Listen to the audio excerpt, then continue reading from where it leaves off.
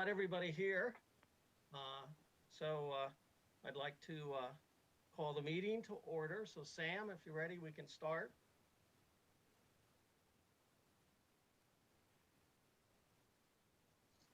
So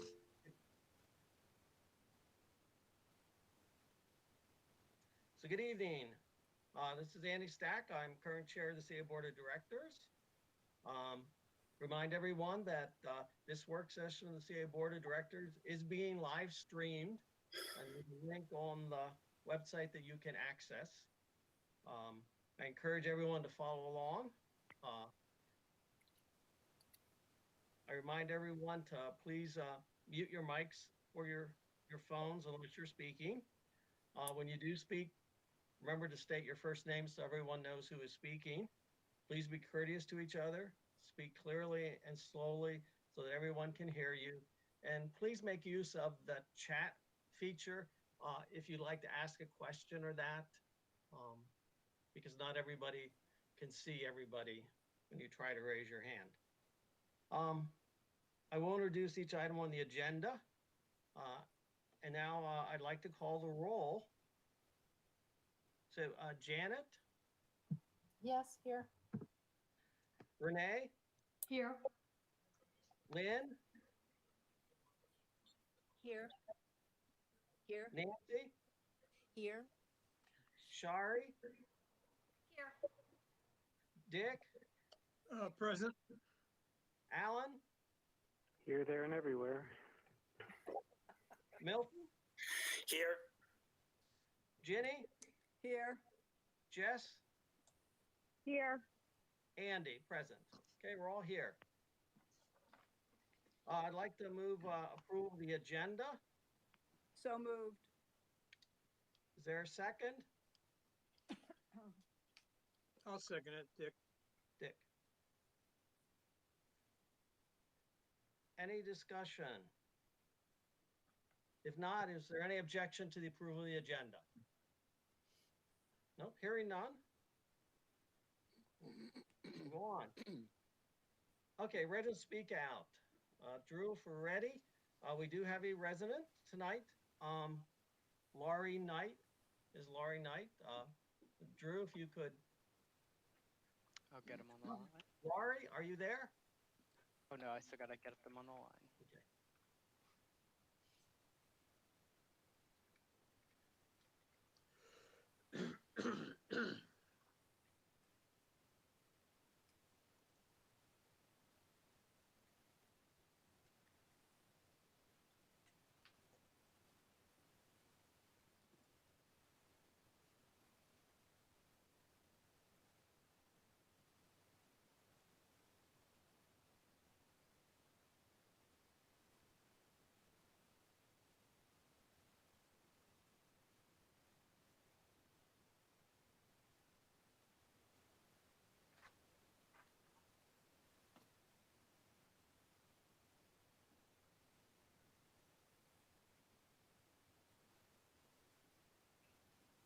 Good evening, Laura. Are you there? Yes, I am.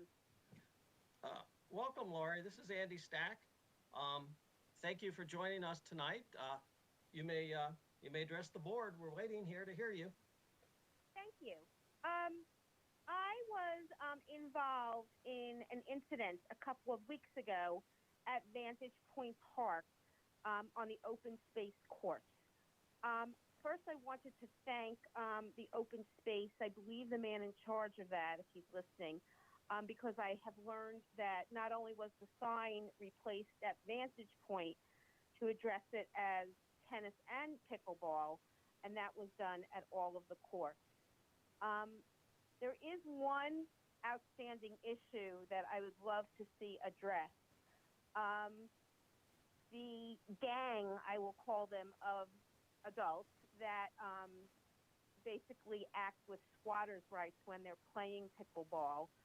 I've never seen anything like this. I have played in the CA leagues for tennis for 10 years, and I have never seen sportsmanship and a lack of respect for people and their playtime as I have seen in just the past few months.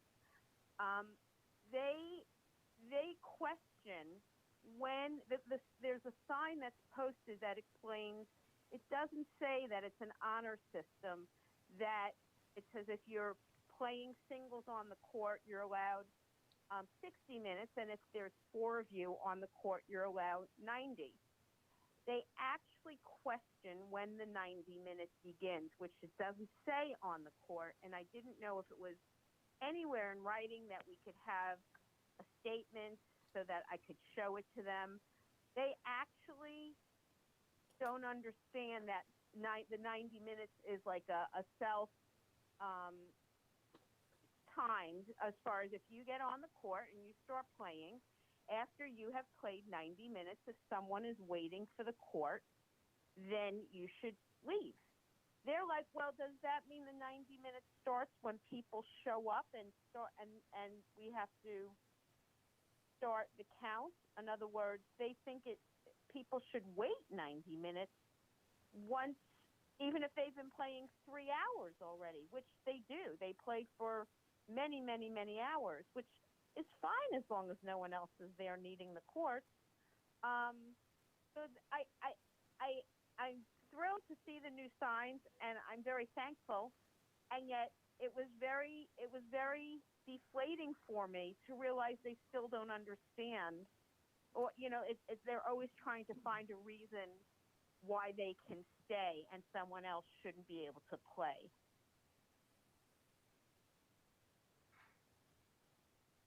Well, thanks So for your I guess my question is it anywhere in writing? I've looked all over the CA website, what the actual, how that works, the 90 minutes, that it's an honor system. I mean, I know that's how it works from the days when I played tennis. If people are waiting and you've played a while, you leave. Okay, Jenny has a question for you. Jenny? Yeah. Yes. Lori, sorry you've had this experience. I've played tennis on those courts as well, and the courtesy thing is when somebody comes over waiting to play, you tell them I have 15 minutes left, I have a half hour left, whatever. So they have a good idea of I'm next, but I can go back to the car and get something or something else, and everybody knows you're next in line. That's the courtesy. Do you know who this group is? Because maybe somebody from CA organization could talk to them if they're a regular group or something. Because if they don't know what the rules are or they don't have common courtesy, Yes. I think we need to. I do. So when to not take up a lot of time, but when the incident happened, we do know a couple of the names of players. What I will tell you is this what I am actually telling you was discussed at the Howard County Pickleball Association board meeting. They what happened was it's a long story, which I'm not going to take up the whole board. We wrote it to our new manager, Lynn, and I actually was, I will say, touched with the intent to move me. It's a little bit forceful to say I was pushed, because it wasn't with a good amount of force. It was with a low level force. So I don't want to misinterpret what happened to me. And I was basically touched while I was being cursed at, because we were questioning the fact that they had been there over 2 hours and there were people waiting to play. Some of these people are members of the Howard County Pickleball Association. The man that was, I do know the names because I wrote my initial letter to the Howard County Pickleball Association, and the man that did physically touch me, he came back and said he was, quote, unaware that he touched me, but I was yelling at him, don't touch me, and others were there. So I can supply some names, but I do feel the Pickleball Association kind of feels like they own the open space courts to some level. And even though the Pickleball Association doesn't schedule long times, the players from those that play on other times, in other words, it wasn't a sanctioned event. When we were playing there, we were with the Pickleball Association, and we leave the courts when there's people waiting. But the people that are there, they camp out here for like 3 and 4 hours every Saturday. Some of them were members of the Pickleball Association, but it was not a sanctioned event. But I guess I would like the Pickleball Association to understand so that when some of their players are out playing, they understand what court courtesy means. Well, Lori, Lynn has a question for you. Yeah, hi, Yes. Lori. I'm the town center CA rep, and we have had this discussion at the board level. And it sounds very troubling because from what I've heard, and you certainly have affirmed that this group feels totally entitled and Yes. doesn't feel that anybody else has the right to play and will stay there for hours. So I can give you a very short example of what happened. We were playing one Saturday. We were the third court to set up. There were all 3 pickleball courts on the 2 courts. I'm sorry, 4 were going. We were the third court to set up, and a group of 4 came over, and and said, will you be leaving soon? And one of us said fairly loudly, so the people that are there all the time could hear, said, well, we will be leaving shortly, but I will let you know we were not the last ones. We were not the first ones on here this morning. And what we call the hogs never even lifted a head. And this was after we had the incident. So they just, I know that open space doesn't really, we've been told that they don't have anyone that can come by. And I don't know if there's going to be what's going to happen, but they don't understand they don't understand the courtesy of what you explained earlier, that you let people know approximately how much time you plan on staying to finish up your game, so that you've had a 90-minute session. They do not feel they need to do that. Okay. Do you know? And I can. Oh, sorry. Yes. Go ahead. Do you know if this happens on any other CA courts? I know the town center court, it's a nice court, it's quiet, it's, community uses it a lot. But since the pickleball lines have come in, it's much more intensely used. Are there other issues like this in other parts of Columbia that you've heard of? So I don't know if my neighbor signed up for tonight, called Donna Lyman. I believe she did. And if she did, she will relate to you a first-hand incident that she had at Hammond. If I tell it to you, it would just be a second-hand incident. So I think is she on the call tonight for a guest? No, I don't have her listed. Well, she went to the pickleball courts, and she went to the tennis courts, and she told me that a group of people there had tables set up actually on the court for drinks and snacks on a Saturday or Sunday afternoon, not outside the fence, on the court.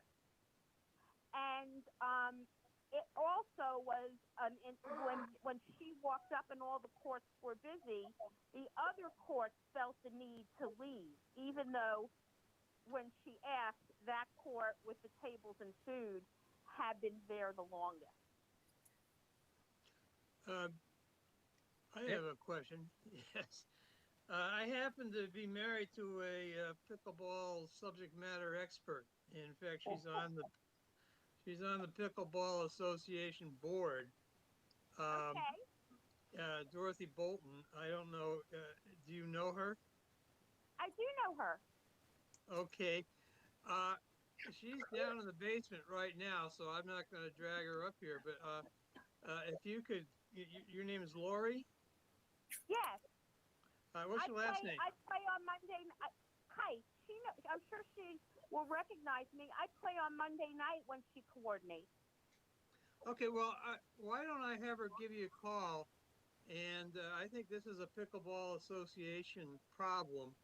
And I know. I have addressed the board. I've addressed Earl Sneringer, and we've had conversations. What this is the 90-minute rule.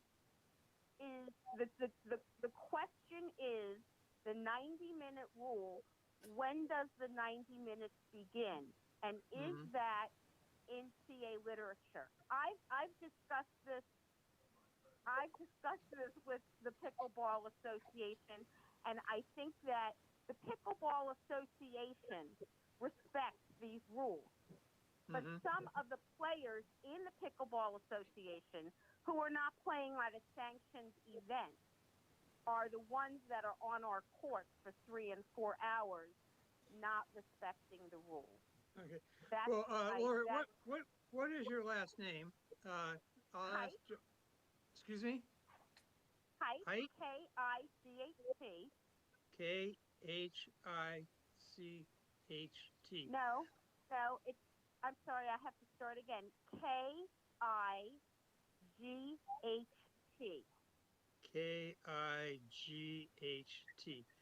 Okay. If you're on the association, I'll have Dorothy give you a call, and maybe this is something that ought to be sorted out. I don't know that CA has any specific rules about the courts. As I understand it, they people in the association do make reservations of some kind, but I'm not. My complaint isn't against the Pickleball Association. The issue is there's people that are happy. Some of them are members, some of them are not. Well, that are playing. I'm But thinking it's not if a sanctioned event. yeah, I'm thinking if you know who the problem people are, maybe this is something Dorothy could sort out.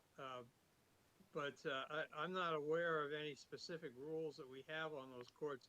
I think this is, as you pointed out, just a matter of good citizenship, civility. And if you know who the violators are, that's something that can be discussed with them themselves. And I think if it came from Okay, Ginny had the question too. Yeah, real quick. I think you said something about Hammond courts. That's not CA that your friend's concerned about. That would be county, so she needs to go to the county. But the other thing is we do have rules of the 60 minutes and 90 minutes on those outdoor courts where, you don't pay to use them. I think what I think you're saying is the sign does not say when the 60 minutes starts or when the 90 minutes starts, so we could look into how to communicate better on the sign. That's a good idea. The other thing is, instead of just going to the pickleball committee, there's a tennis committee of CA. It's supposed to be tennis and pickleball. Leo Burlett heads it. You need to talk to them as well. I think that would be helpful. He'd be very interested in hearing from you. Plus, there's somebody on the CA staff, I can't think of the name right now, that specifically deals with this issue. Dan Burns would know and Milton would know. Okay, thank you. All right. Any other questions for Lori? If not, I want to thank Lori.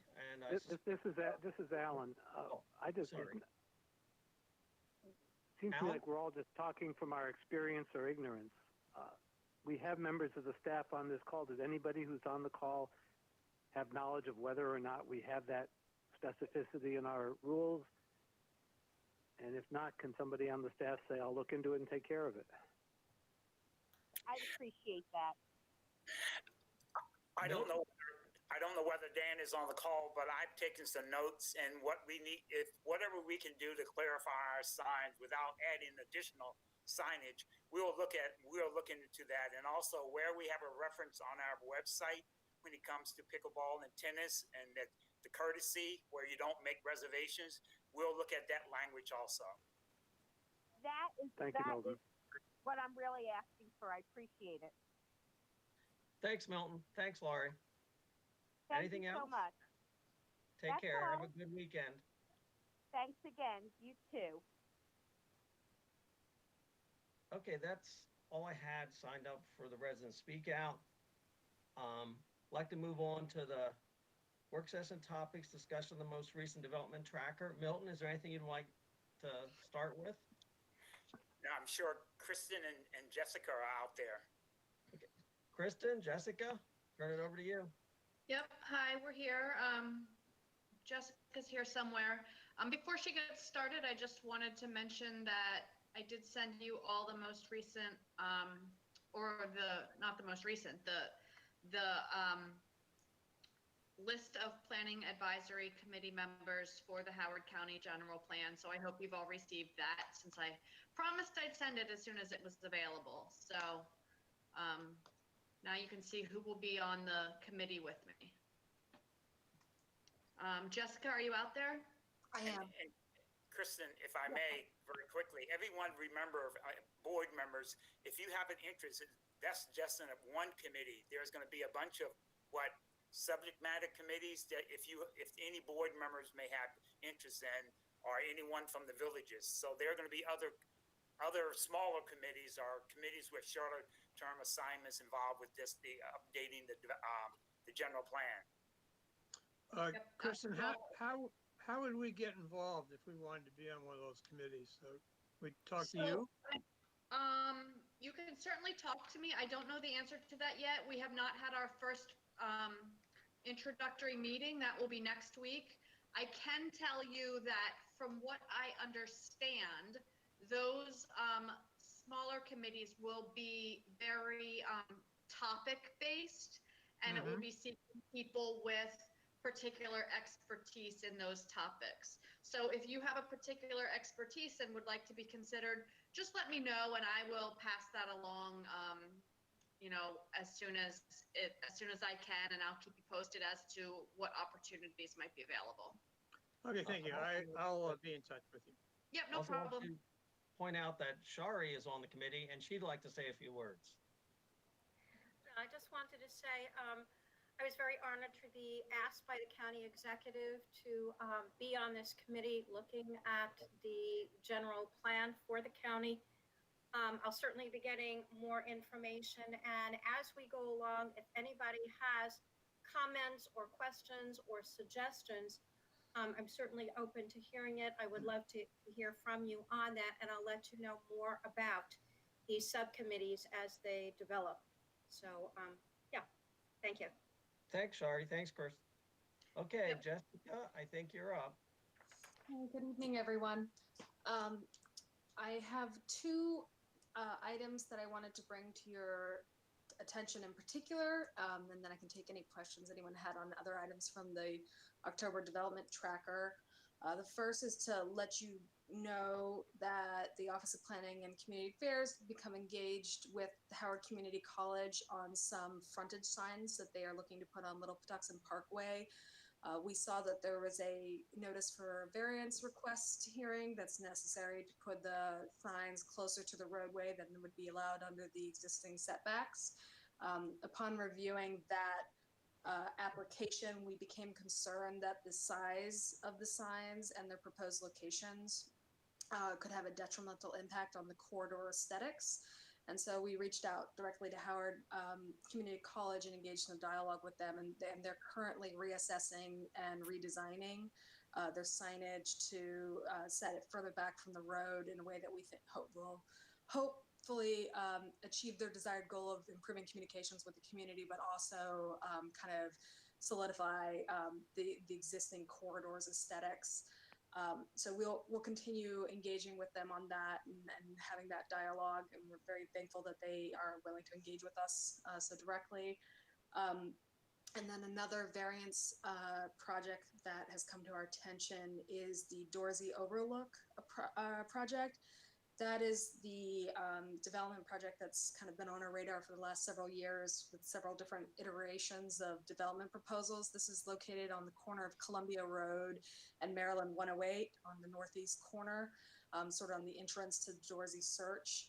The current proposal is for 82 units of 1/2 townhome apartments. So that's essentially, they look like 3-story townhomes from the outside, but they actually have 2 dwelling units vertically. And when we were looking at this variance request, we saw that the applicant is essentially asking for relief from setback requirements on almost all their borders, both for the placement of sidewalks and retaining wall structure along Columbia Road. We felt that the amount of variance that was being requested was more indicative of an overbuilt site, where we think they're trying to fit too many units of their selected unit type on the site in a way that's not conducive to maintaining the community character or the corridor area. So we are preparing testimony in response to that, recommending opposition to that variance request. Those are the 2 projects I wanted to bring to your attention. Do you have any questions about those projects or any others? So, I'd like to speak up. This is Dick. Jess, I really want to thank you for getting involved in this. This is a real serious problem we're having in Dorsey.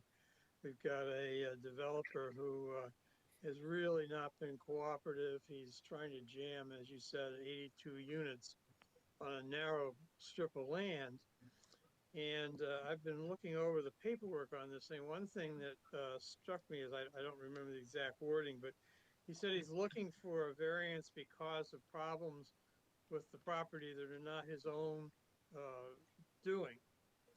And this strikes me as a little odd, because the problem with the property is topographical. It has a steep slope in the back that's unbuildable.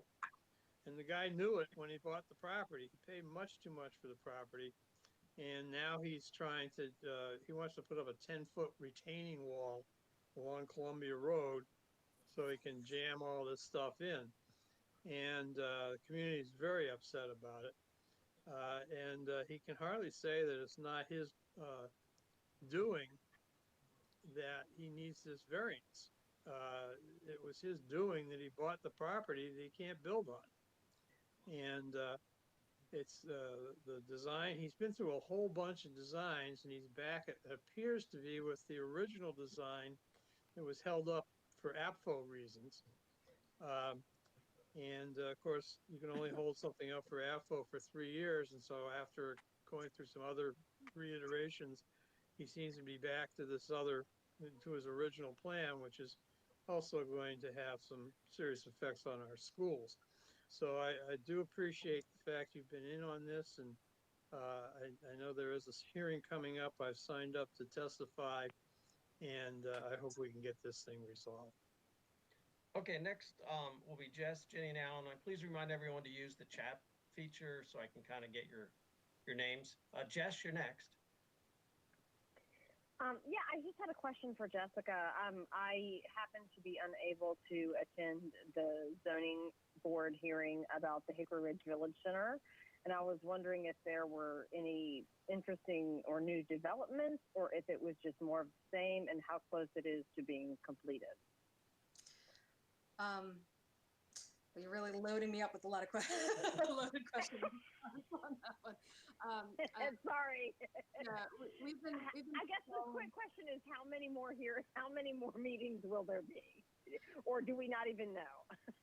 Yeah, I think it's unfortunately the zoning board hearings are quasi judicial, and so they are involve a lot of cross examination and presentation, and so it is completely dependent on how much cross examination and how much time the zoning board wants to allow for that. So it is difficult to say how much longer that will go.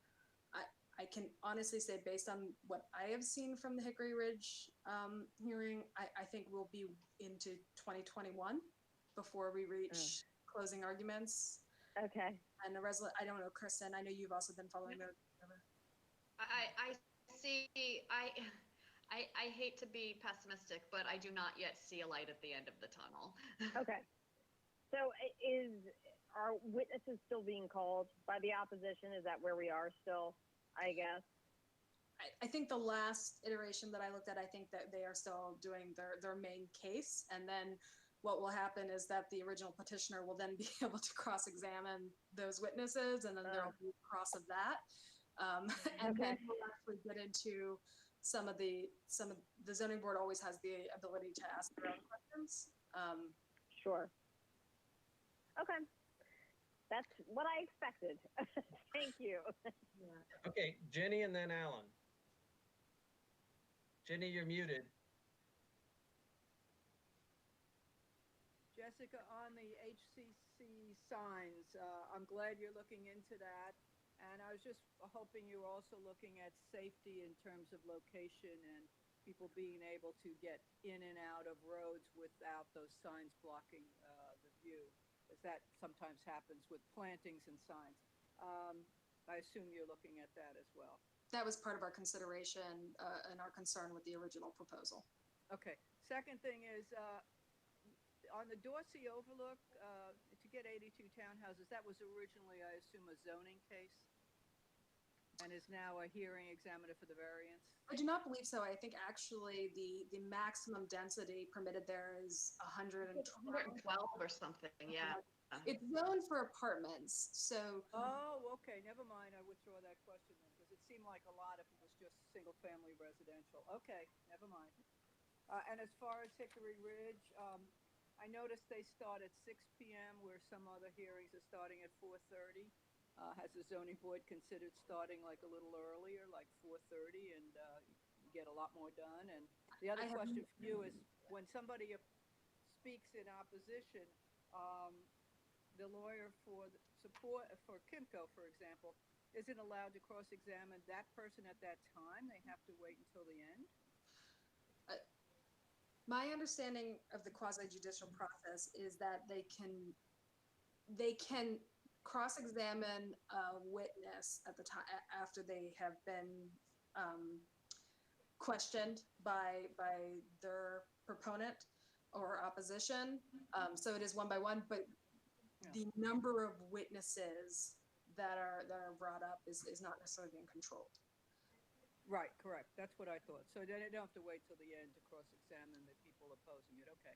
I just know that there's my experience of watching zoning board cases in Howard County when they go into quasi-judicial is that there is a lot of recross back and forth. So I would anticipate that we are only on the second phase of at least the 4-phase process.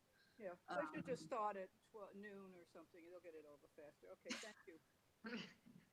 Alan. Yeah, thank you. Just a couple of comments. First, I want to echo Dick's appreciation of both the conclusion you came to and the criteria that you were using. I really feel like that's the kind of part of the kind of advocacy that I've been looking for and others have been looking for around Columbia as a planned community.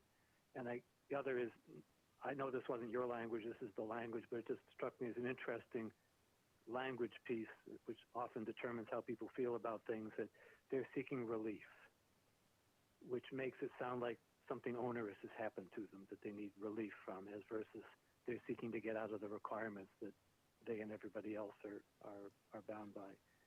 And it just struck me as interesting. Thank you.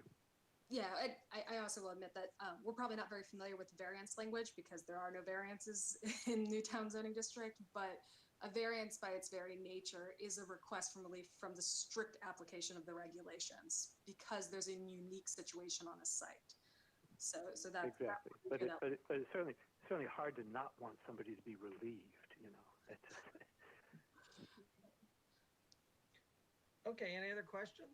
I don't see anybody signed up, so thank you, Jessica. Thank you, Kristen. Okay, bye-bye. Thanks. Okay, so now we're going to go on to capital project and open space updates. Milton, anything you want to add? Dennis is all queued up. Okay, Dennis? Okay, so it just told me I can't share my screen. Let me try again and see what comes out of it.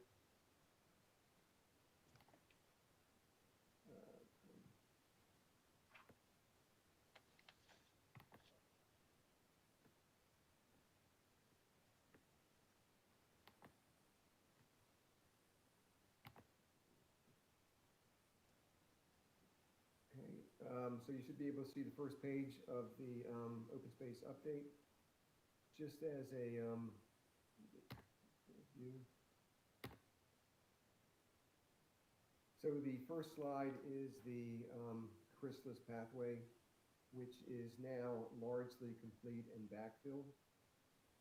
And the work that's remaining at this time is the creation of an ADA accessible ramp where the pathway meets the steps at the chrysalis. So I'm not sure if any of you have actually walked that pathway, but that pathway ties in at grade to the bottom of the steps. And the pathway is about 13 feet wide, and about 5 feet or 6 feet of that pathway will be used to create an ADA accessible path to the stage. That's pending. Also, when I looked at it, it occurred to me that we don't have any signage up at Little Tucson Parkway. And there was some discussion about making, I'll get back to that just so it's not confusing, but the pathway from Little Tucson Parkway to the chrysalis, there's no identification signage at Little Tucson Parkway. So I had a conversation with Nina, and we'll work to put something together, at least in an interim basis or for an interim basis, until we have more funding and a better definition of what an entry signage might be. We're working to put some tot lots back in service. These two tot lots had some structural repairs that were made to the fort structures. And if you look closely, you can see that the wooden swing sets were replaced with metal swings. And this is what I call a refurbishment and not a replacement. So we work with what's existing and in place. And so we're still thinking ahead towards a tot lot study of some kind. So right now we're really working on refurbishments and not on full replacements. Dennis, before you move on, Andy, was your question related to the pathway? Milton, all I wanted to say was I did walk the pathway, actually with my wife Diane, and we really enjoyed it. And it was very nice having a pathway that took us up there, and then you can actually go all the way to the new Meriwether complex. But thanks, Dennis. It's a nice path. Okay. So the Vantage Park pickleball striping project is complete, and as you can heard, it's been well received and well used. And so we'll have to get some better clarification on the what 90 or 1690 minutes mean. But the questions never come up. But in my mind, when you get to the court, you have 90 minutes, and your 90 minutes are up, and if no one's there waiting, you could certainly play longer. But if anyone is there waiting, or when someone arrives on site when you're in minute 89, you don't automatically get another 90 minutes, but we can work through that. Nancy, you had a question?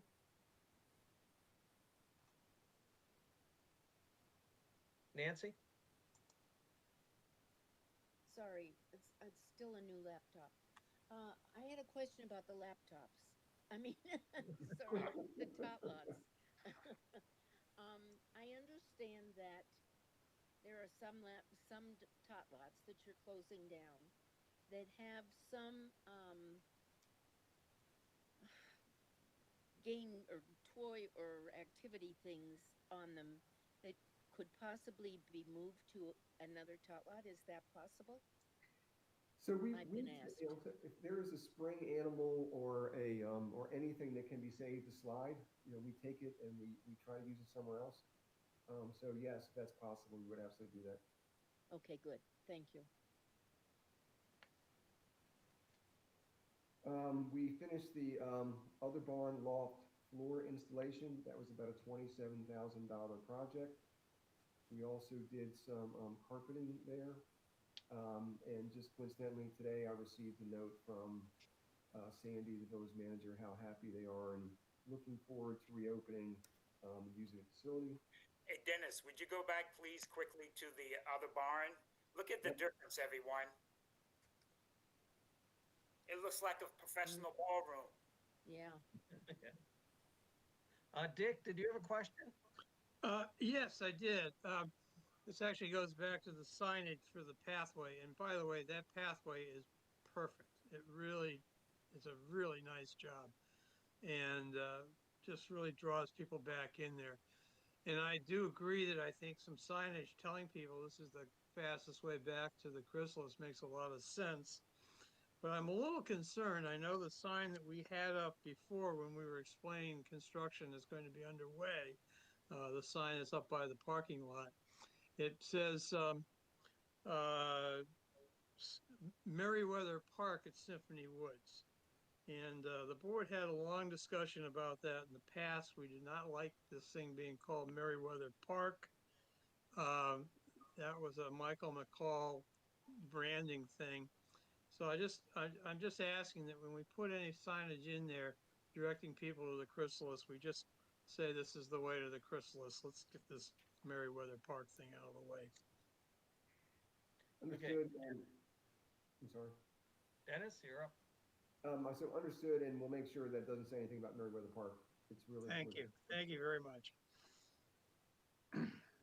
We did a kitchen remodel, and it's not really a fair before picture, but so it was a relatively minor kitchen remodel there.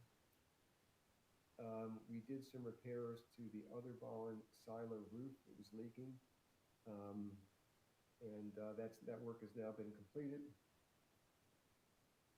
We're continuing to do landscaping around the lake, and as I had said early in the pandemic, our goal was to provide the same level of service at the lakes where we have the highest use as we had pre-pandemic. And we have had an incredible number of people through, and I keep increasing the trash pickup. And I think by the time there'll be a happy medium when the cold weather starts to come in terms of my increasing trash pickup. But I go down there often, and I'm always amazed how many people are walking around the lakes. The stream stabilization project is underway, and this is a huge home run. I said this before for CA. If you've driven down Little Patuxent Parkway headed towards 175, you'll see one of the construction entrances. And if you have walked around Lake Kit, and there is a bridge that crosses over the Wild Lake tributary. And if you had looked up, that always to me looked like it was post-hurricane and pickup sticks. It was heavily eroded. Trees are just everywhere down that area. And that is, again, a huge home run for CA that's paid for by SHA. And we estimate the cost of the project is about $2.2 million to them. Unfortunately, I don't have a video this week, this month, but I will have the videos will return in November. But if there are any questions, I can take those now.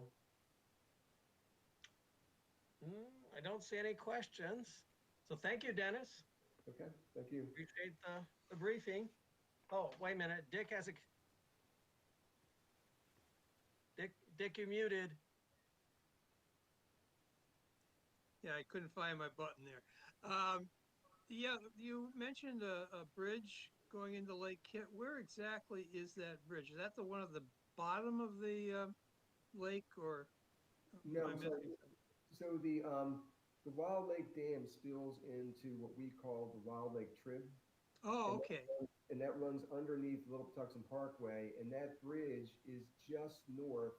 So if you're on the pathway around Lake Kit on the Clyde's side, and you're walking north towards Water's Edge, that bridge is just past the, I don't know what the Sheraton's called now, but the hotel.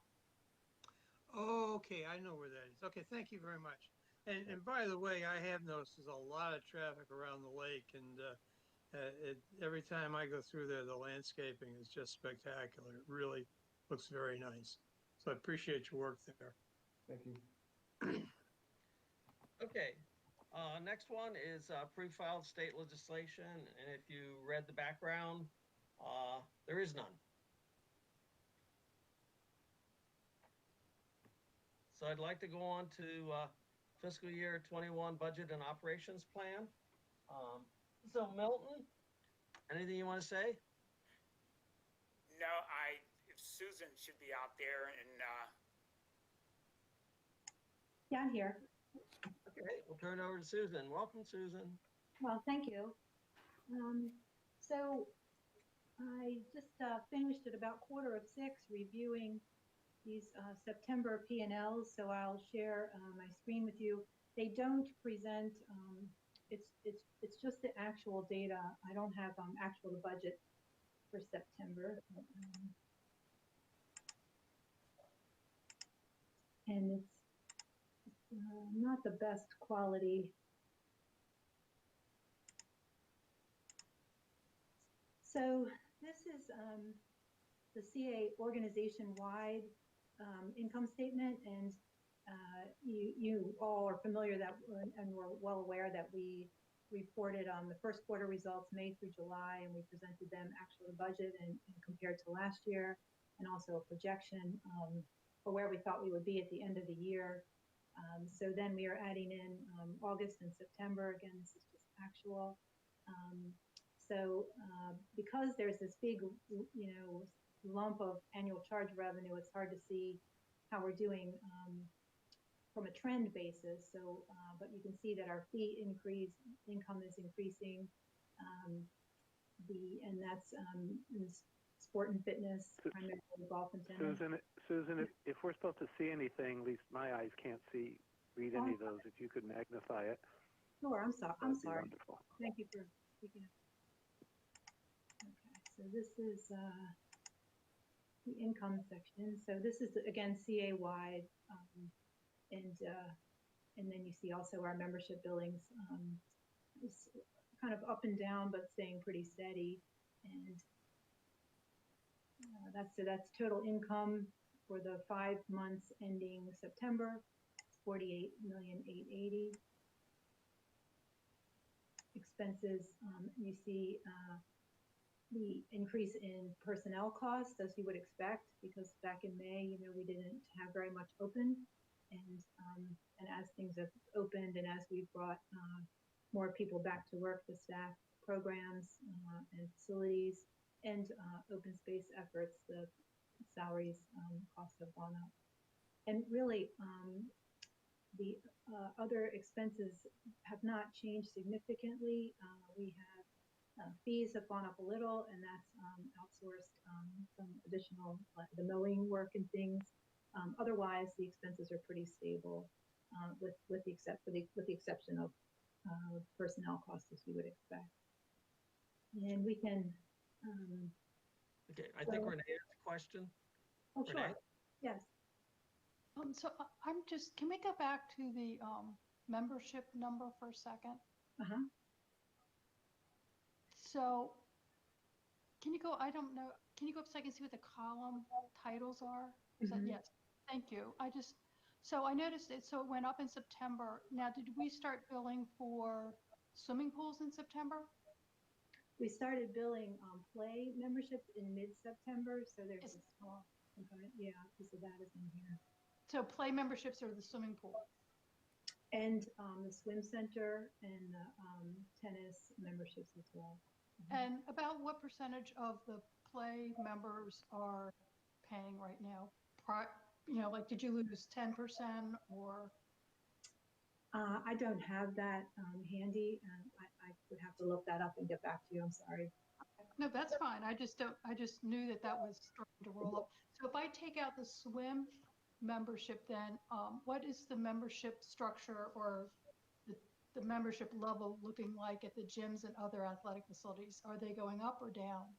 So it was going down, and we showed that for the first quarter. So I just don't have August and September data, but you could see it for May, June, and July. So in the quarterly report. Right, but I was just worried about August and September. Yeah, so it was a slight decrease in August. I don't know about September, honestly. Okay. That's okay. If you don't know, you don't. Closed. It's October 8th. I haven't looked at that. That's fine. I just didn't know, and I knew that we were going to start billing. Okay. Dan, you have something?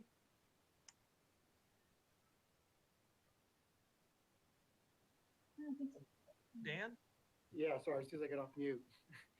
Had to find it there for a second. August, the membership has flattened out a little bit.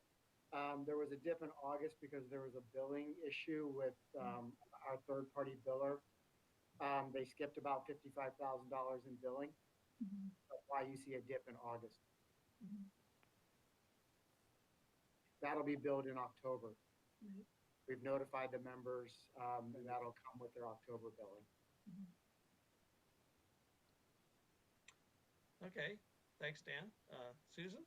I have, I get to my beautiful screensaver. So here's the sport and fitness, and I'll make that bigger. So here's, you can see how the revenue has increased, but primarily from fees and a little bit from memberships. And the expenses, slight increase in payroll costs, everything else being pretty stable. Bottom line, relatively stable since May. May's the outlier because so little was open.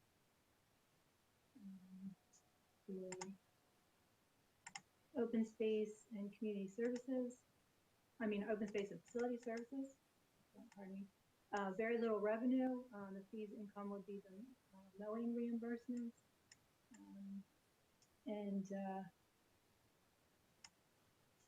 You see some growth in personnel costs, but fairly stable.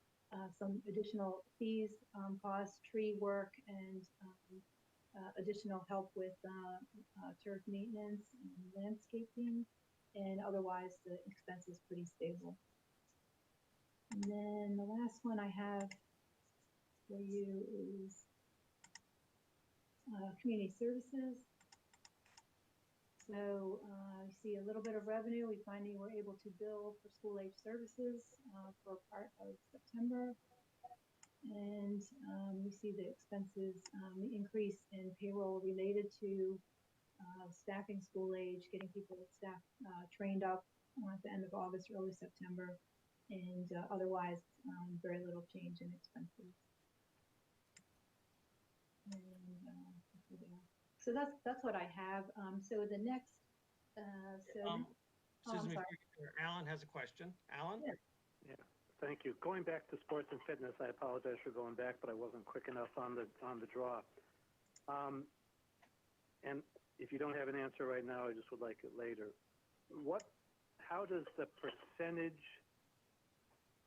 I understand that sports and fitness revenue isn't meeting all of its expenses. How does the percentage that shortfall is, how does that percentage compare now to what it was pre-COVID, and how is that percentage tracking? I don't know if Dan can answer that off the top of his head. Otherwise, we'll work up that analysis and get back to you. Thank you. I don't have that normally tracked. I'll just let you know it's an important figure for me as we're thinking about the future of our various programs. Yeah. And I don't say that as a slight to sports and fitness. It's just something I'm tracking. Okay, I'm just taking a note here. So.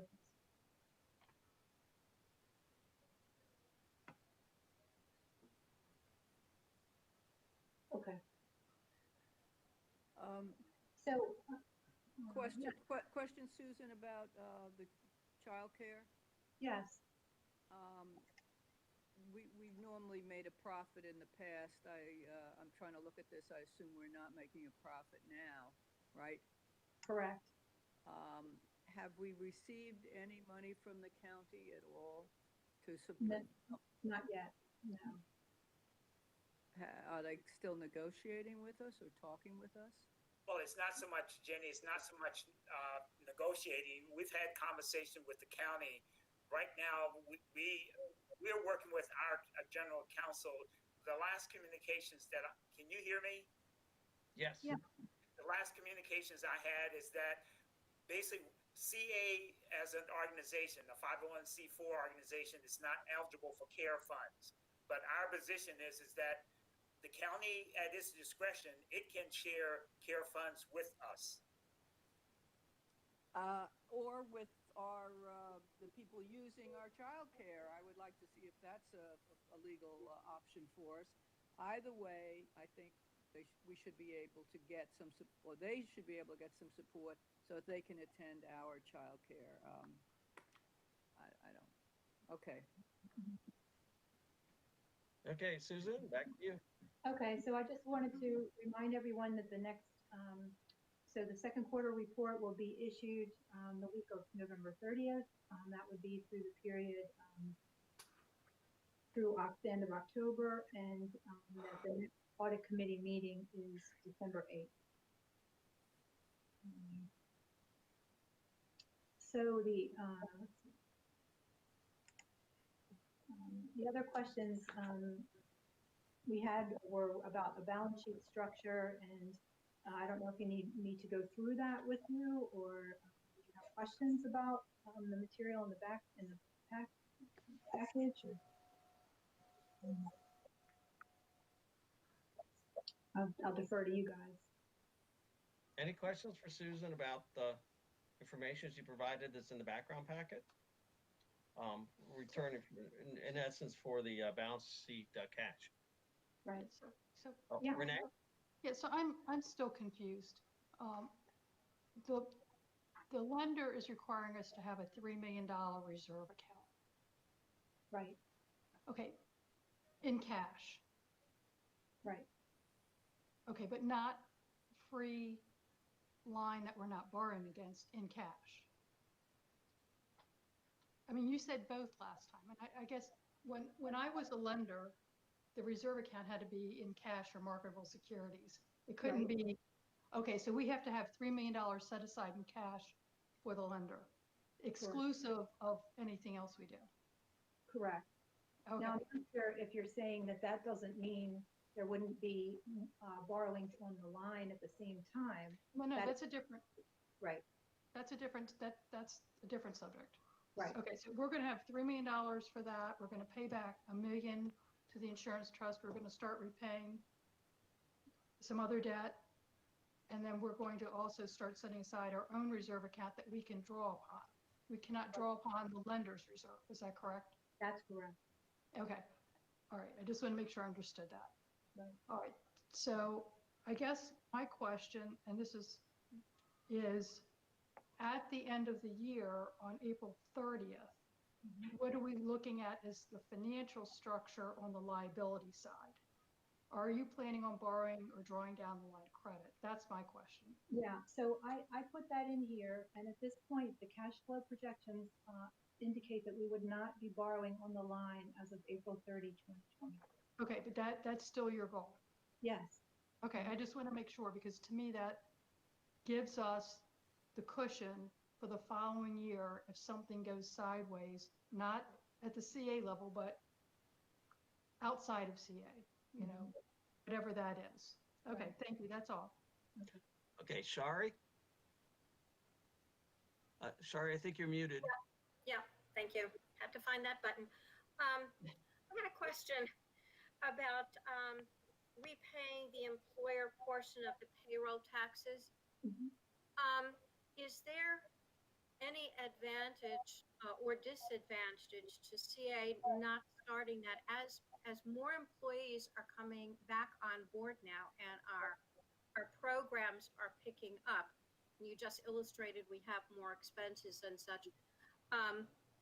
Should we start paying that back as soon as possible so that we get back into that regular loop? I'm just concerned about pushing it off further. And then, as Renee said, we don't have control over these macro events, and that could suddenly become something that becomes due. So will we have enough cash flow and enough to be able to start paying that promptly, I guess? Yeah, so yes, that we will. The regulations require as a mandatory 24-month payback starting January 1, 2021. So in less than 3 months, we would make our first payment. And it's an interest-free loan basically from the IRS. And I don't personally and professionally don't see any reason to accelerate the repayment of that at this point. I know Renee disagrees and she's shaking her head. Actually, I don't disagree. I agree with you.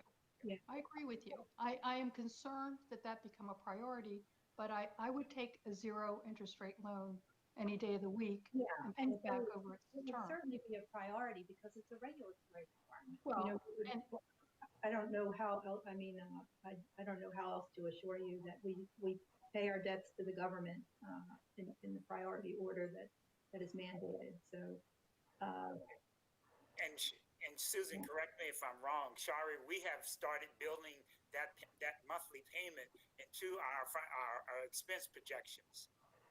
It's already in the expenses. We have it in the cash flow Cash projections. flow. It's been there since we first deferred the payroll taxes. So, Okay, so that's January 21 right, that we start doing that. right. And we're also going to start paying back into the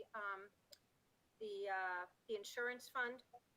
So at last month's meeting last meeting, you agreed that we would do that starting May of 2021. So that's it built into the cash flow projection as well, that we would repay $1 million to General Liability Self-Insurance Trust. We plan that for May 2021, the first month of the fiscal year. Okay, all right, thank you. Mhm.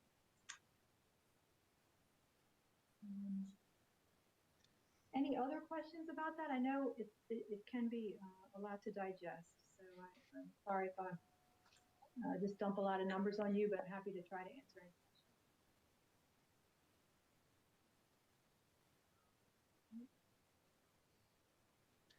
No, that looks like all the questions, so. Well, I'm sorry. This is Alan. I do have one, and I apologize. My attention was taken away when you were talking about the payroll tax business, and so my question is, what's the impact from your point of view, if any, on our employees? Well, this is the employer portion. There is no impact to our employees at all. Okay, thank you. Yeah, you're welcome. Okay. I think that's it then, and just be aware that next audit committee meeting will be a thorough discussion of the second quarter results and the projection for the year, and that's it. Okay. So any other questions for Susan?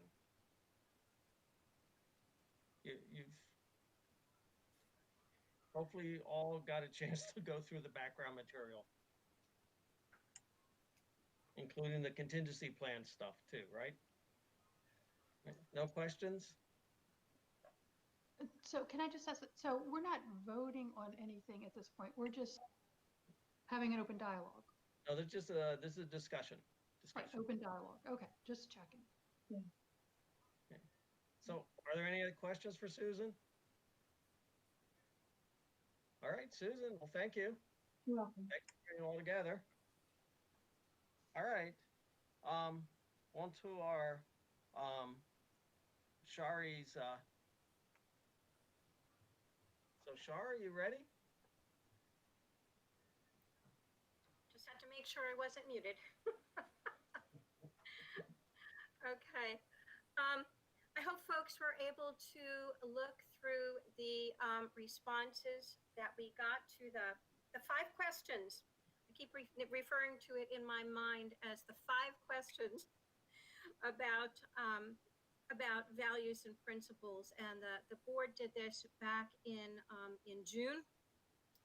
And then the village boards were invited to take part in this as well. I tried to put together those materials in a way that would be easily readable. So I hope that works for people. I thought we would start today's discussion just by looking at some areas of common ground. I think as we read through these responses about who are our primary stakeholders, secondary stakeholders, allies, what things are we most proud of, what are some of the areas where maybe CA has not done as well or succeeded in some projects, and then areas for change based on the kinds of current circumstances that we're facing and what we might be facing in the future. So there are a couple of things that jumped out at me, and as we go along here, I just want to go through this quickly just to bring up things that I kind of saw as trends or groups of things that sort of jumped out as categories together. You may have other ideas as you look through these materials. But one of the things I noticed is that where primary stakeholders were concerned, there seemed to be some pretty good consensus about that. So who are our primary stakeholders, the people that we serve based on our mission? Just about everybody responded that it was our residents, the annual charge payers, and they make up about 65%. They are homeowners. Most people responded from the village boards that the businesses on CA property also annual charge payers, and they make about 35%. What was interesting is that some villages also noticed as primary or secondary stakeholders are the villages themselves, that as an entity, the 10 villages that make up Columbia. And then what I had configured as allies, one of the interesting pieces of feedback was that maybe we should call these partners rather than allies. And I thought that was kind of interesting. So if we think of them as partners or allies, some of the other categories that were brought up were renters, employees, other nonprofits, community organizations of lots of different kinds. And so what that seemed to suggest to me is that after 50 years, CA has been very instrumental in building up this web of relationships throughout the villages and throughout the larger community. And I think it's very helpful if we don't think of this so much as a hierarchy that excludes anyone, but rather as a web of relationships. And that seemed to be supported by most of what we saw. The other areas that seemed to get, and I looked at my sort of tick sheet, lots of different wordings, but the areas where there seemed to be a lot of support from the villages had to do with open space. There seemed to be a very widespread endorsement, and this is right in line with all of the surveys that CA has done over the years, and certainly the kind of reporting I think that most of us are getting. One neat way of putting this was pools, pathways, playgrounds. That was kind of a summary of what people really endorse, feel strongly about, respond to. Other people talked a lot about the various amenities that CA provides, and a lot of support for the upgrades to the facilities that have been made.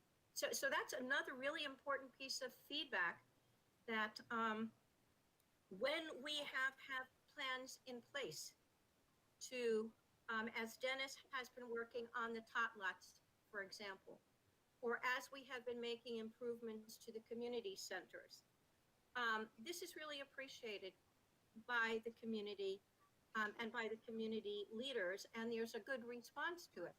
That's a very positive thing in our favor. The idea of Columbia as a unique community also seemed to be supported by the kinds of replies that we were getting. And a lot of support also where the finances are concerned about having reserves or having some kind of contingency fund. And that's kind of new for us to consider. So that was, I think, an important piece of feedback. There were certainly some questions that came up in the responses. the chrysalis and the park and the pathways seem to get fairly positive feedback and responses. Unfortunately, Haven, not so much. That is problematic for a lot of folks for a lot of different reasons. There were some questions about the golf courses.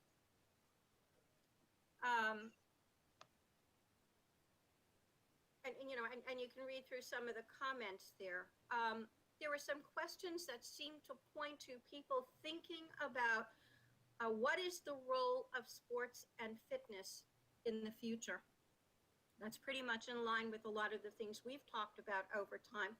And is there a financial drain that we need to take a hard look at now under the current circumstances? There was also something else that arose I thought was interesting, and maybe as a board we haven't taken as much of a look at that as we could, and that is the equity issue. And we hear a lot about that as Columbia has hit the 50-plus year mark. Older villages versus newer villages. Older facilities versus newer facilities. And where are monies going to be spent on refurbishment, maintenance, repair, replacement? How is that going to work in a way that is equitable among the villages? And I think the other area where there was a lot of feedback was around the question of communication. The need for better communication with villages, with village boards, with residents, and with others around, is there a cohesive plan for doing the things that need to be done? And again, this jived very much for me with things that the board has been talking about. The need for, as a planned community, a cohesive plan moving forward. Couple of things that the board had brought up, and these seem to be supported by what we saw. Areas for change. I think there is an understanding from the village boards about CA's business model needing to change. And there were some very good suggestions. As far as the financial model with the annual charge, the membership, and the line of credit. So these are three areas that we're constantly juggling. And there seems to be some awareness that where memberships are concerned, that's something we need to look at. I mentioned sports and fitness. What is the role? Are there organizational changes that need to take place? I think there was a suggestion about spinning off aspects of sports and fitness or other pieces of CA. So this is kind of big picture stuff, but people are responding to this. And the idea of diversity and equity. This has to do with both the financials and the leadership issues. And we've recognized this in our strategic plan. We have talked about some of the leadership issues in terms of age, in terms of gender, in terms of race, and how CA can model the changing demographics in the community. So I think there is a percolating awareness about this as well at the village level. So I guess what I'd like to suggest as far as the board is concerned, and just open this out for general discussion, is as you looked through these responses, what was the most important learning for you? What is the piece that jumped out at you where you think the board needs to pay more attention? This is part of our communication process. What jumped out at you? Lynn? Lynn? Yeah, I noticed that there were so many different definitions of who the primary stakeholders were. Everybody included lien paying residents. Most included lien paying businesses. Most did not include people who work in Columbia. They didn't include they didn't include the other people who depend on Columbia. So I don't know whether we need to refine our definition of who we're serving, or do we need to go back and broaden, or at least bring Jim Rouse's definition of who we represent back to the community? It's an interesting point. There were quite a number of different takes on that. Absolutely. Yeah. Anybody else? What was Jim Rouse's definition? Lynn? Well, as far as I understand it, Columbia was a place for a garden for people.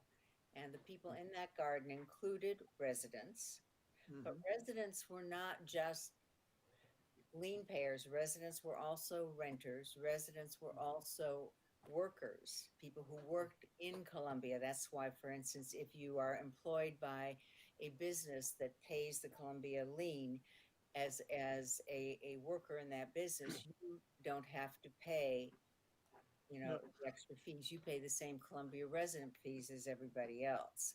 That's how the teachers oftentimes get the resident fees, that kind of thing. So it included renters, it included workers. Yeah, and let's remember that renters are paying the lien. They just pay it indirectly. Right. It comes out of their rent, so they definitely are contributing. Yeah. All right, and I think that's an interesting point. There was also the mention of out parcels. Right. And, so that is another area. Of course, there's a long history there between the development of Columbia and the out parcels.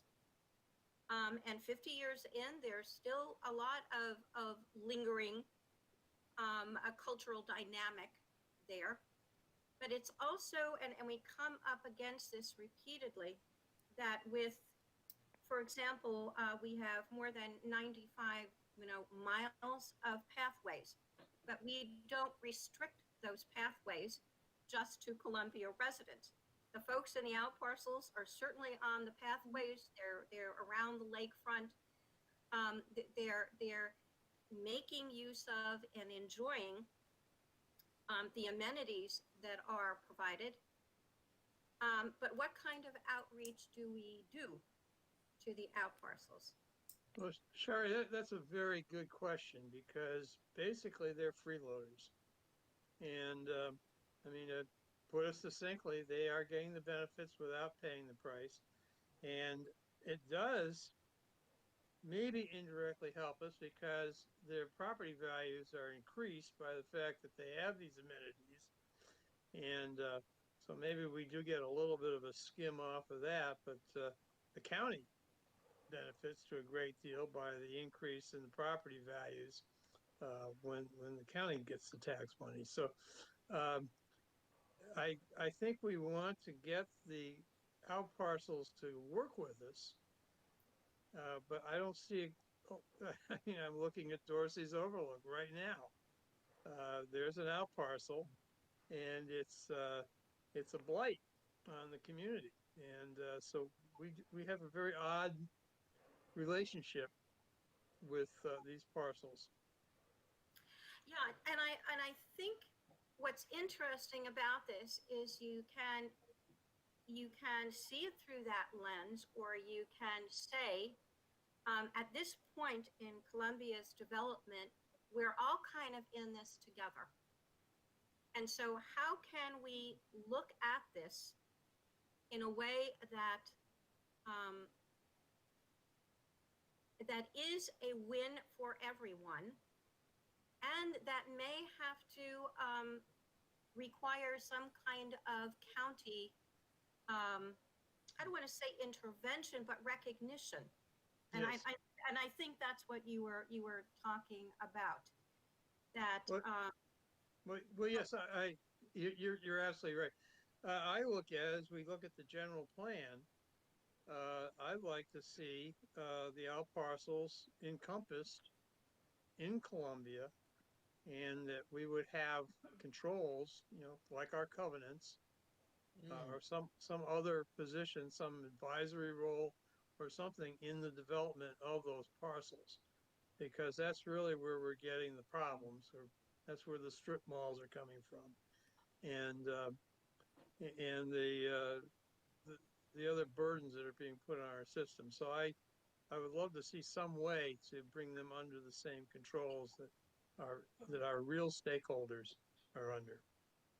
Sherry, can I follow up on your point? Yeah. Yeah, sure, Jenny, go ahead. Okay.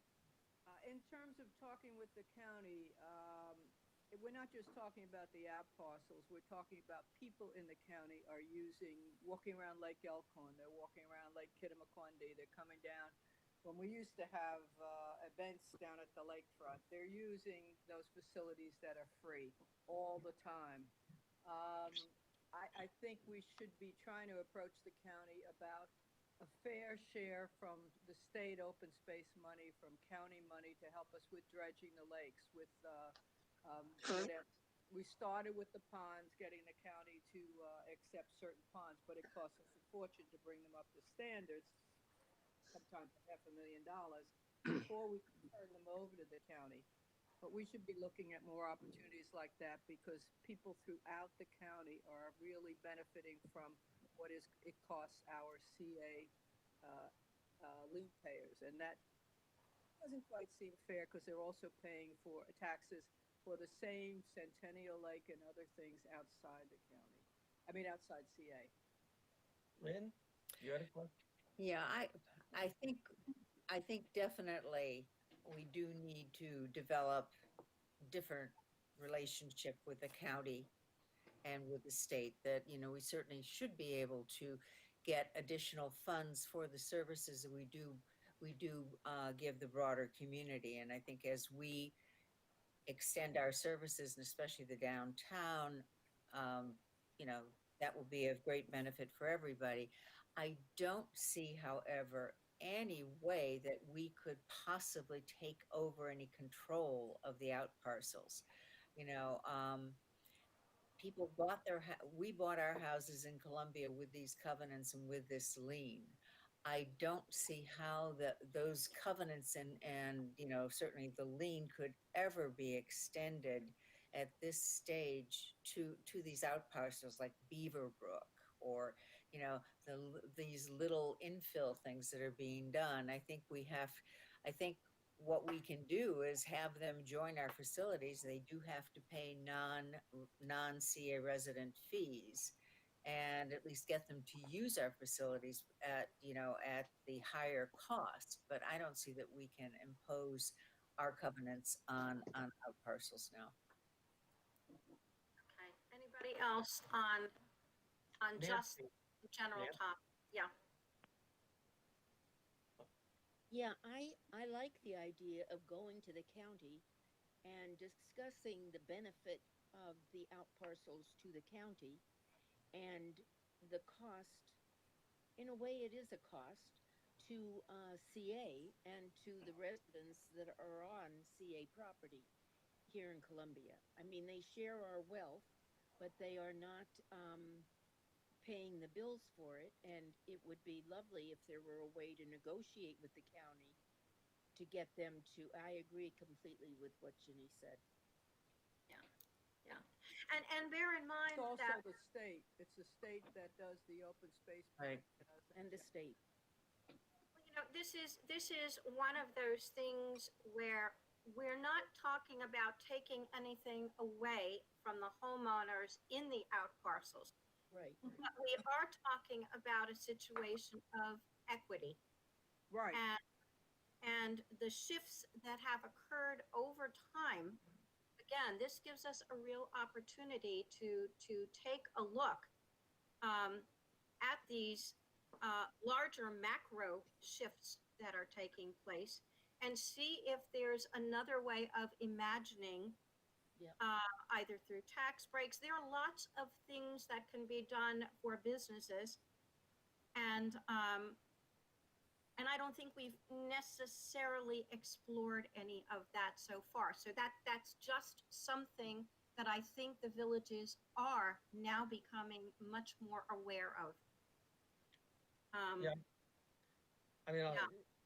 hearing what Nancy was talking about, it dawned on me as just remembering what Dennis, was talking about, that we got the 2.2 million to improve, part of our environment from the state. I mean, it was a pass through from the federal government, but I keep thinking like, wow, that'd be great to keep, kind of keep looking for those types of opportunities. Yeah, great idea. Yeah. I think also where the issue of environmental sustainability is concerned, when I looked at my tick marks for things having to deal with open space, there were words like environment, there were words like about green space. This is one of certainly the great draws and the greatest endorsement that I think that CA gets. I really want to compliment Dennis on the flowers. I was just around the lake the other day. Every time I go by, there is something new and seasonal, and it is just that is the standard that we set. That is so high, and that he's been maintaining, he and his open space folks. So that makes an enormous difference, not just to Columbia and not just to the county, but for what we end up bringing into the state of Maryland.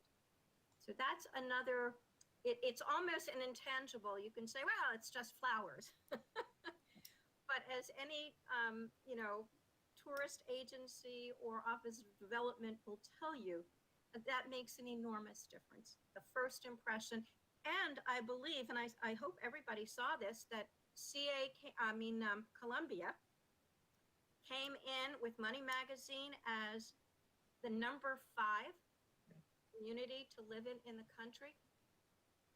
I mean, and when I read through that report, it took into account this year the criteria were both diversity and the stability of home prices post-COVID. So those are two very, very significant elements that we're going to be looking at in the future as well. The fact that Columbia came in as high as it did is really a testimony to this web of relationships that has been formed here between organizations, between allies, between partners, between villages. This is something that I think is really significant, and we can continue to build on. So we can think very positively about that. What were some of the other issues that arose for you when you looked at some of the negative responses? Things that, I don't want to say even so negative, but things that didn't quite hit the mark. Did you think they were valid? Did they represent something where you kind of went, yeah, that's probably true? Was it something that surprised you?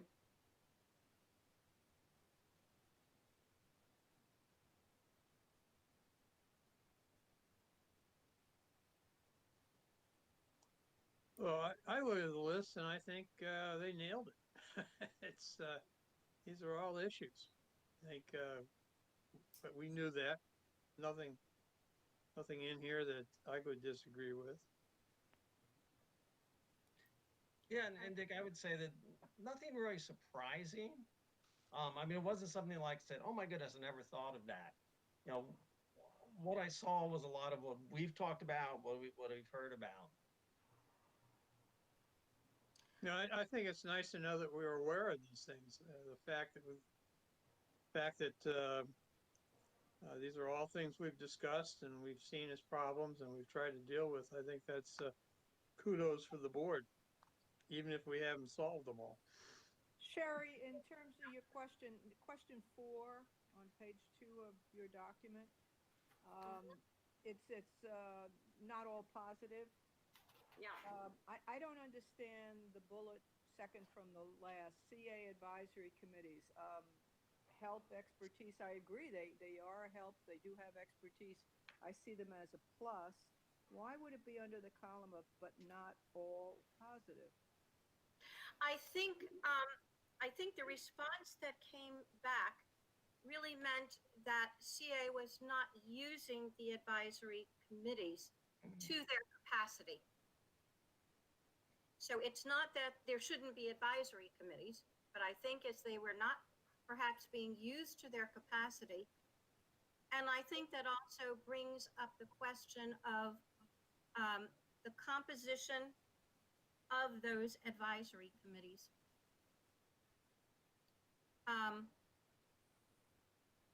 You know, we during good times, we kind of roll through. We have certain process with the advisory committees. But I think what we've seen is we get a lot of the same people coming back year after year serving on those advisory committees. There are entire cohorts, age groups, that don't really get an opportunity to participate, or perhaps there has not been an outreach effort to bring in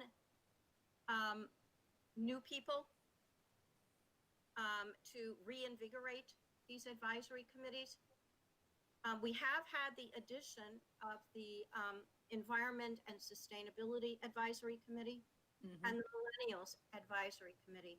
And I've been working with the Millennials group, and I know that they have recommendations to the board, and I hope the board will listen very attentively to what these folks have to say. These are the newer, younger people really attracted to what Columbia has to offer, but they are struggling in many ways, and they represent a different way of participating in the world. And I was thinking to myself,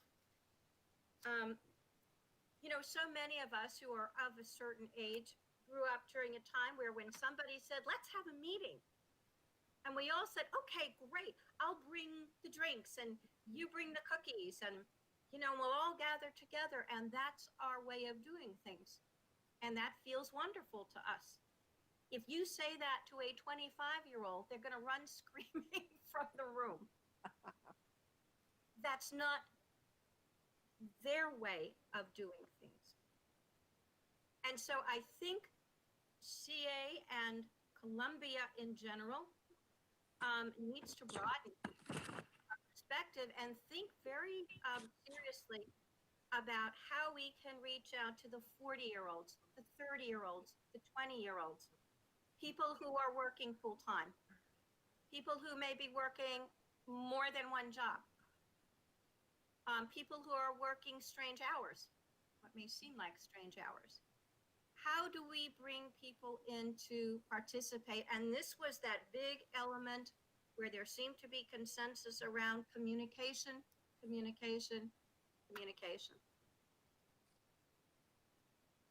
Now, the fact that the board now has a communications committee, I think is great.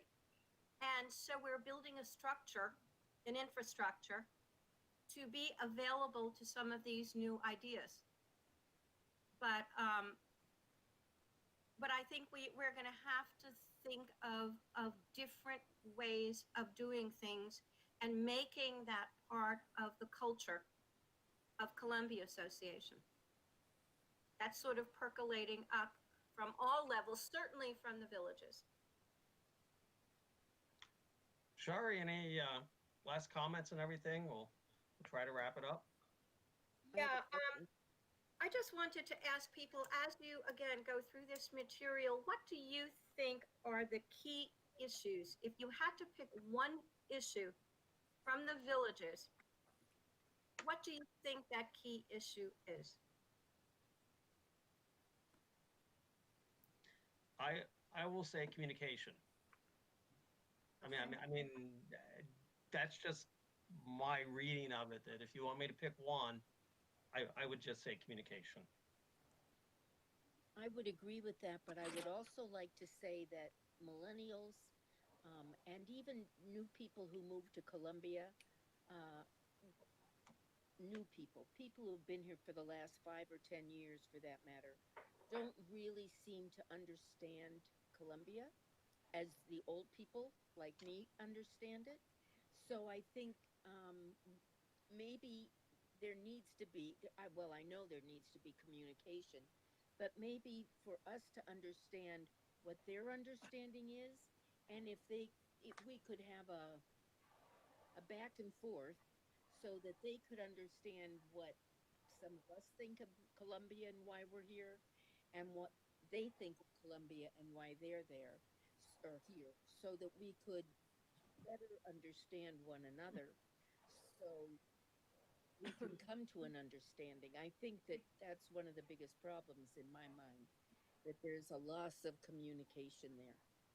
You know, I would love to see Horizon Foundation or somebody with deep pockets fund a study of people that moved in in the last, say, 2 or 3 years, and really understand why they moved here, because there is this assumption they moved for the Rouse Stream, and the truth is, I think we'd find out what the truth is.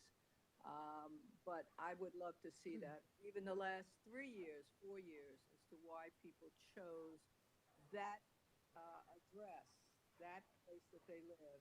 And most of them don't even know what village they're in. Right. Have the foggiest idea when you ask them what village they're in. So it'd be very interesting to do that study instead of assuming or guessing. Right. Let's get somebody to do it. Well, I've talked to some of my new neighbors, and the answer is schools. They move here for the schools. Right, that's true. And some of them are aware of what Columbia is all about, but no, it's the schools. Yep. And the cost of housing, it could be the cost of housing too. In some places, it's more affordable than way out in the county. Yeah. All right, so I guess. Lynn had an in the queue, and she's wanting to ask. Oh, just one quick thing. I thought actually what Owen Brown mentioned with CA's self-identity was very on point. CA often gives the impression it thinks of itself as the local Y, that it's saddled with some HOA responsibilities instead of perceiving itself as an HOA that provides athletic facilities as amenities to its restaurant, to its residents. Yeah, we really do, I think, need to think of who we are now. We know who we were 50 years ago when we moved here, or 40 years, but we're not going to be here. Who are we going forward? Who are all these new we's going forward? I think we really have to look at that more carefully. That's all. And I think that's a very good point to wrap here, to say, how do we mentor younger people? How do we coach people in values and the principles that founded Columbia? How do we move towards action? I think that there are some things that the board can be thinking about as we look at our goals and objectives through this next period, because we're not just talking about the financials. That's one thing, but the financials are all there to serve this larger community. However you want to define our stakeholders. When you're a stakeholder, that means you are depending on the group. There is a sense of not just commitment, but depending on the group, and that is something that we have some responsibility for, and we can take action. So thank you for your participation. I really want to thank the village boards. There's just some more information that I will send to you just to take a little bit more. That didn't fit into this kind of approach, so I will send that on to the board. But thank you. I think it's been a very good discussion, and I appreciate it. Thank Well, you. well, Sherry, thank you. Thank This has been terrific, and I think Yeah. you've really put a lot of work into it, and I think it's been very eye-opening. Getting just one more thing about the communications issue. I think it's very unusual that after more meetings have passed since we hired a communications director, we still haven't met the guy. He's coming And up. Dick, he's okay, part of our meeting. yeah, this And we're going to introduce him. this bothers me. And it also bothers me that he's called the chief marketing director or officer. We got plenty of marketing. We need more communications, and I'm really looking forward to seeing what this guy's plan is. I think he's on the line, Dick. I think he's on this. Well, call. could we say hello? Milton is going to introduce him as part of his chairman's remarks. Okay. All right. Well, thank you. That was a very good segue right into the next. That's right. And very good feedback. Thank you, guys. Thank you, Sherry. Thank you, Sherry. Thanks, Sherry. Okay, chairman's remarks was written. Any questions? Nope. We're going right on then to the president's remarks. Milton. Oh, Milton, I think you're on mute. Yes, he is. Okay, Dick, Tim, you're out there. Tim, I'd like you to introduce yourself not only to Dick, but all the 9 other board members. Good evening. I had myself on the video off. I didn't want to interrupt the flow of the meeting at all, but I apologize that I was unable to be here at the last meeting, and I'm happy to have a chance to say hello to you all tonight. My name is Tim. I'm the new Chief Marketing Officer, which covers communications and marketing, of course, as you know. I've been a resident. My family and I have been a resident of Columbia for around six years since we moved here from New York back in 2014. I've got a couple of young kids, and I've interacted with Columbia Association in a bunch of ways over those years as a customer of the school age services, as a member of the clubs, and as a resident paying my annual charges. I first interacted professionally with CA a couple of years ago when I was part of the team from Impact that undertook a review of the communications marketing team, and we delivered a report to Milton on that. And I was then working as a marketing consultant for a few years beyond that. I now have this chance to come back sort of full circle and implement many of those changes that were recommended, and ramp up innovation and new ways of doing business across those marketing communications responsibilities. I have been listening to several of the board meetings over the last few months before I started in early September, and as I've sat here tonight, I've certainly taken in many of the things you've said. I'm a very strong advocate of having a broad, robust, granular conversation with the community. That's part of my role, is to enable the mechanisms and the processes to get into all of the neighborhoods and allow for those voices to raise to the surface. That's going to take some time for me to implement things that I need to do there, but I can only say that I hear you, and I hear those priorities loud and clear. There's some marketing to do. We need revenue enhancements in those memberships and fee-based services. So I'm working across those areas, but happy to work to the priorities you lay out. Milton's been an excellent guy to get me in the door, and I'm looking forward to some great success here. Well, welcome So that's aboard. what a New York that's what a New York accent sounds No, I like. think Great. he's an Aussie. My accent is a hybrid of my Australian upbringing, my Cleveland entry, 6 years in New York, and now some Maryland coming in there as well. So it's unique.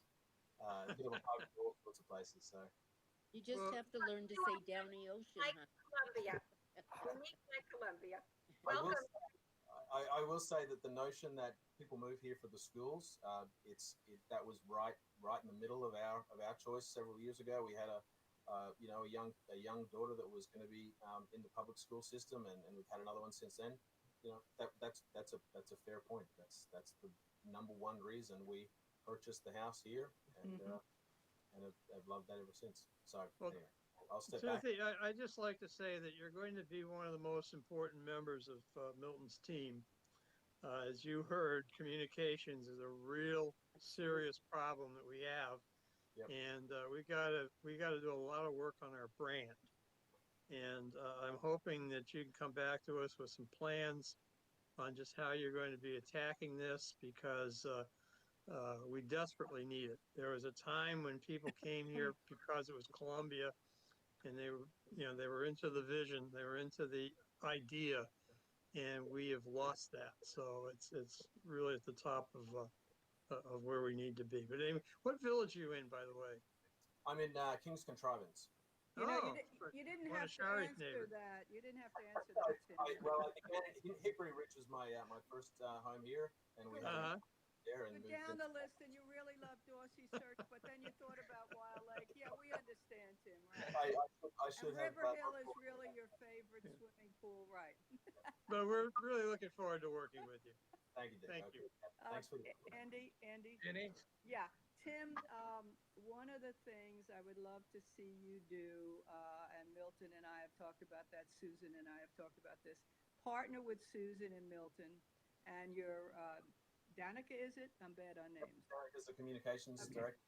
And I see you four and their staff coming up with what I consider to be a real simple explanation for our residents and our business community of our budget that really is transparent. They understand what our revenue is, where it comes from, what our expenditures are, our fixed expenditures that we have no choice, we have to pay, and then what our options are for the remainder of the money, and what each certain things cost, like the Haven, like the tennis barn, like Hobbit's Glen, like Fairway, things that outdoor pools, things that people keep saying, what exactly do they cost, and what revenue do they bring in? Simplify that in 3 pages with a lot of white space. Keep it simple. Give us that document. We need that from staff so we're not making it up ourselves. Give us the facts, but give it to us in a way that communicates. That's what I think we need for Columbia residents so that we achieve that goal of communicating in an open, fair, honest, transparent way, period. Welcome on board. Thank you very much. All right. Thanks, Tim. Milton, anything else you want to say? No, I appreciate us ending early because I really need to go ice my knee. Oh, yeah. Milton had surgery, guys. Oh, what'd they do to you? I had arthroscopic surgery on my right knee. Oh, ow. Meniscus. Been there, done that, and I know what that feels like. So hope you recover quickly, and everything works out well, Milton. Yes, I have a goal to go for a run on Christmas Day or sooner. Get the leg up. You shouldn't be sitting like that, Milton. Get the leg up with ice on it, okay? All right. Next item, new topics, anything? Okay, Andy. Yes, Lynn. Are we going to get our closed meeting that we talked about earlier? No, we have to do that later in next. Yeah, but Milton is aware, so you'll see something soon. You'll see something soon. And Lynn, talking around the edges, because I know what your concerns are. I assure you we're ahead of it. We're ready to go. Okay. I have a question about what I had brought up before about people with diabetes or other health issues, regardless of their age. Have we made any progress? Is anything happening? Okay, Nancy, help me. You said I had raised this about 2 months ago, I guess. Someone had come to me and said that he has diabetes and he needs you're to talking about. exercise. I have to get back with Dan. That's, if I recall correctly, that's your inquiry about allowing people with different different ailments, health issues becoming. We still need to talk about that because, as you know, right now we only have those restrictive hours for individuals 60 and over. Right. I think we left it, guys, with if I remember the conversation, there was a lot of, well, how do we really know, et cetera. I think we suggested, at least I did, that you talk to our medical doctor about that and how. I think it's an extremely difficult thing to administer. It's Quite very frankly. difficult because we were on the conversation today with Dr. Oken. The most vulnerable groups are still 60 and over, and that's something, Nancy, we really have to give some consideration to it. Yeah. Okay.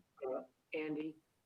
Yes, Dan? I'm sorry, I wrote a memo before Labor Day, and it must not have, I went on vacation then, so it must not have gotten submitted, so I apologize.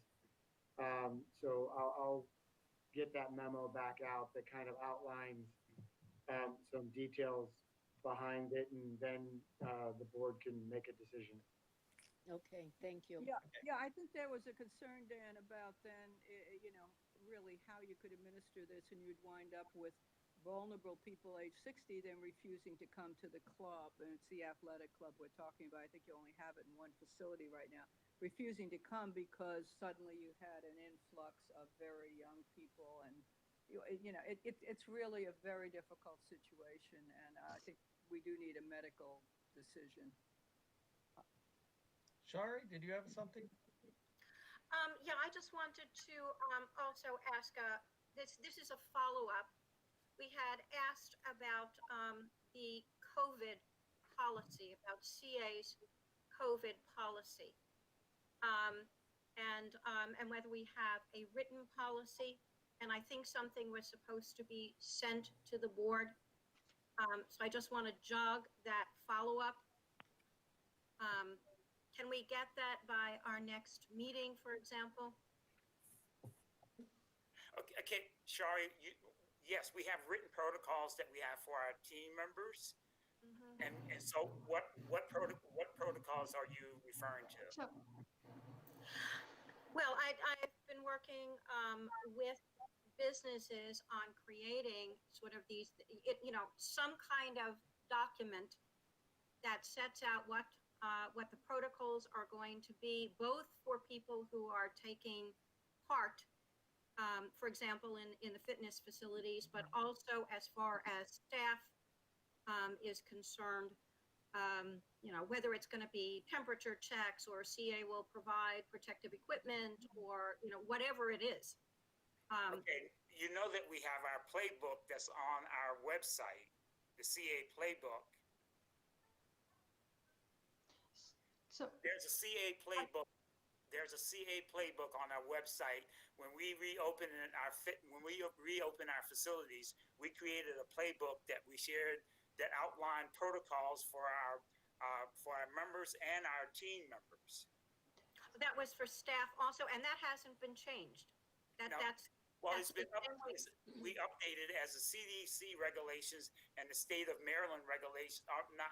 Well, state of Maryland, Howard County Health Department changes, we make the revisions accordingly. Okay, so all of that is going to be put on the website as these changes are going to be made? Yeah, each there's a complete FA, and I'll send the link. There's an FAQ page for all of the different facilities that list all of the different protocols. Okay, so that's for our fitness facilities, and is it also for our other programs? Like for school age or anything of that kind? I don't know offhand if school age is posted online or not.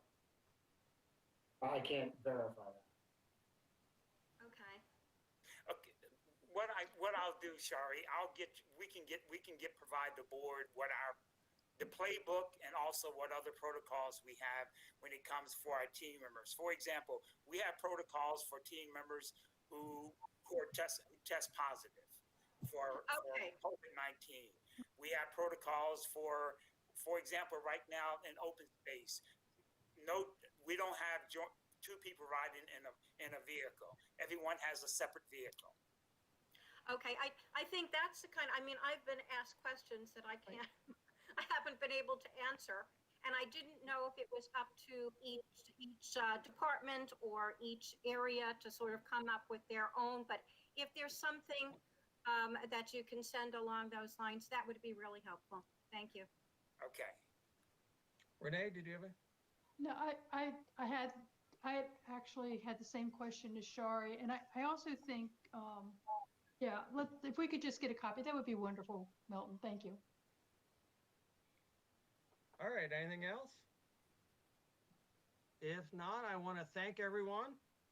We are ending early. Thank you very much. Take care.